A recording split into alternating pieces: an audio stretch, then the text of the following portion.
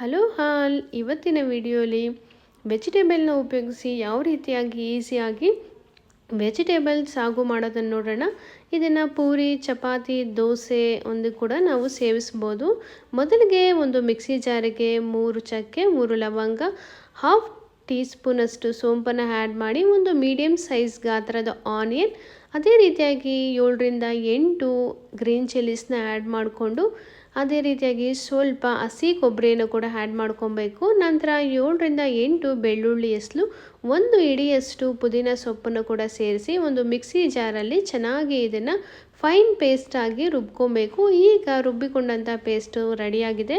ಈಗ ಒಂದು ಕಡಾಯಿಗೆ 3ರಿಂದ 4 ಟೀ ಸ್ಪೂನಷ್ಟು ಆಯಿಲ್ನ ಆ್ಯಡ್ ಮಾಡಿ, ಆಯಿಲ್ ಹೀಟ್ ಆದ ನಂತರ ಸ್ವಲ್ಪ ಸಾಸಿವೆಯನ್ನು ಸೇರಿಸಿ ಅದಕ್ಕೆ ಕಟ್ ಮಾಡಿದಂಥ ಒಂದು ಆನಿಯನ್ನು, 7ರಿಂದ 8 ಕರಿಬೇವು ಎಲೆಯನ್ನು ಕೂಡ ಸೇರಿಸ್ಕೊಂಡು ನಾವಿಲ್ಲಿ ಚೆನ್ನಾಗಿ ಒಗ್ಗರಣೆಯನ್ನು ರೆಡಿ ಮಾಡ್ಕೊಬೇಕು.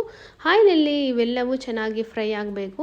ಇದೆಲ್ಲ ಫ್ರೈ ಆದ ನಂತರ ಸಣ್ಣದಾಗಿ ಕಟ್ ಮಾಡಿ ಇಟ್ಕೊಂಡಂಥ ಬೀನ್ಸ್ ಮತ್ತು ಕ್ಯಾರೆಟ್ 1 ಕಪ್ಪಷ್ಟು ಇಲ್ಲಿ ಆ್ಯಡ್ ಮಾಡಿಕೊಂಡು ಇದನ್ನು ಕೂಡ ಇಲ್ಲಿ ಆಯಿಲಲ್ಲಿ ಚೆನ್ನಾಗಿ ಫ್ರೈ ಮಾಡ್ಕೊಬೇಕು. ಹಸಿಯಾಗಿ ಕಟ್ ಮಾಡಿ ಹಾಕಿರೋದ್ರಿಂದ ನಾವಿಲ್ಲಿ ಆಯಿಲಲ್ಲೇ ಚೆನ್ನಾಗಿ ಫ್ರೈ ಮಾಡ್ಕೊಬೇಕು. ನಂತರ ಇದಕ್ಕೆ ನಾನು ಸ್ವಲ್ಪ ಸಾಲ್ಟು, ಸ್ವಲ್ಪ ಟರ್ಮರಿಕನ್ನು ಕೂಡ ಆ್ಯಡ್ ಮಾಡಿ ಅದನ್ನು ಕೂಡ ಚೆನ್ನಾಗಿ ನಾನಿಲ್ಲಿ ಮಿಕ್ಸ್ ಮಾಡ್ಕೊತಾ ಇದ್ದೀನಿ. ಈ ರೀತಿ ಮಾಡೋದ್ರಿಂದ ಬೇಗ ಅದು ಚೆನ್ನಾಗಿ ಬಾಯ್ಲ್ ಆಗುತ್ತೆ. ನಂತರ ನಾನಿಲ್ಲಿ ಸೋಕ್ ಮಾಡಿ ಬಾಯ್ಲ್ ಮಾಡಿಕೊಂಡಂಥ ಬಟಾಣಿಯನ್ನು ಕೂಡ ನಾನು ಸಣ್ಣ ಕಪ್ಪಲ್ಲಿ ಆ್ಯಡ್ ಮಾಡಿದ್ದೀನಿ. ಇದನ್ನು ಕೂಡ ಅಷ್ಟೇ ನಾವು ಚೆನ್ನಾಗಿ ಫ್ರೈ ಮಾಡ್ಕೊಬೇಕು. ಒಂದು 2ರಿಂದ 3 ನಿಮಿಷಗಳ ಕಾಲ ಎಲ್ಲ ಒಂದಕ್ಕೊಂದು ಅಡ್ಜಸ್ಟ್ ಆಗೋ ರೀತಿಯಲ್ಲಿ. ಅದಾದ ನಂತರ ನಾನಿಲ್ಲಿ ರುಬ್ಬಿಕೊಂಡಂಥ ಮಸಾಲೆನ ಕೂಡ ಈ ತರಕಾರಿಗಳಿಗೆ ಆ್ಯಡ್ ಮಾಡ್ತಾ ಇದ್ದೀನಿ. ಮಸಾಲೆ ಕೂಡ ಹಸಿ ವಾಸನೆ ಹೋಗೋ ತನಕ ನಾವು ಚೆನ್ನಾಗಿ ಫ್ರೈ ಮಾಡ್ಕೊಬೇಕು. ಹಸಿ ವಾಸನೆ ಹೋದ್ರೇ ವೆಜಿಟೇಬಲ್ಸ್ ಹಾಗೂ ಒಳ್ಳೆ ಫ್ಲೇವರ್ ಕೊಡುತ್ತೆ, ನಂತರ ಟೇಸ್ಟ್ ಕೂಡ ಕೊಡುತ್ತೆ. ಸೊ ಆದ್ದರಿಂದ ಮಸಾಲೆನ ಸುಮಾರು 2ರಿಂದ 3 ನಿಮಿಷಗಳ ಕಾಲ ಚೆನ್ನಾಗಿ ಫ್ರೈ ಮಾಡ್ಕೊಬೇಕು.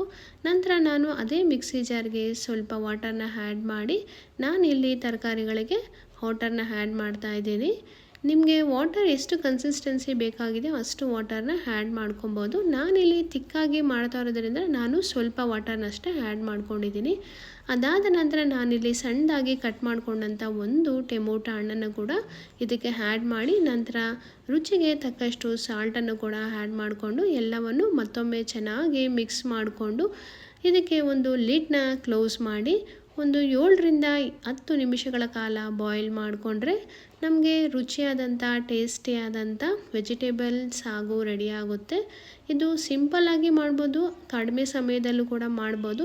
ಇದು ಸೇಮ್ ಹೋಟೆಲ್ ಟೇಸ್ಟೇ ಬರಬೇಕಂದ್ರೆ ಒಂದು ಚಿಕ್ಕ ಟಿಪ್ನ ಯೂಸ್ ಮಾಡಬೇಕು. ಒಂದು ಹಾಫ್ ಟೇಬಲ್ ಸ್ಪೂನಷ್ಟು ಶುಗರ್ನ ಆ್ಯಡ್ ಮಾಡಿದ್ರೆ ಇದು ನಮಗೆ ಹೋಟೆಲ್ ಟೇಸ್ಟ್ ಅಷ್ಟೇ ಟೇಸ್ಟ್ನ ಕೊಡುತ್ತೆ. ಈ ವಿಡಿಯೋ ನಿಮಗೆ ಇಷ್ಟ ಆಗಿದರೆ ಪ್ಲೀಸ್ ಲೈಕ್ ಮಾಡಿ, ಶೇರ್ ಮಾಡಿ, ಅದೇ ರೀತಿಯಾಗಿ ನನ್ನ ಚಾನಲ್ಗೆ ಸಬ್ಸ್ಕ್ರೈಬ್ ಮಾಡಿ. ಇಲ್ಲಿ ತನಕ ಈ ವಿಡಿಯೋನ ವಾಚ್ ಮಾಡಿದ್ದಕ್ಕೆ ನಿಮಗೆಲ್ಲರಿಗೂ ಧನ್ಯವಾದಗಳು.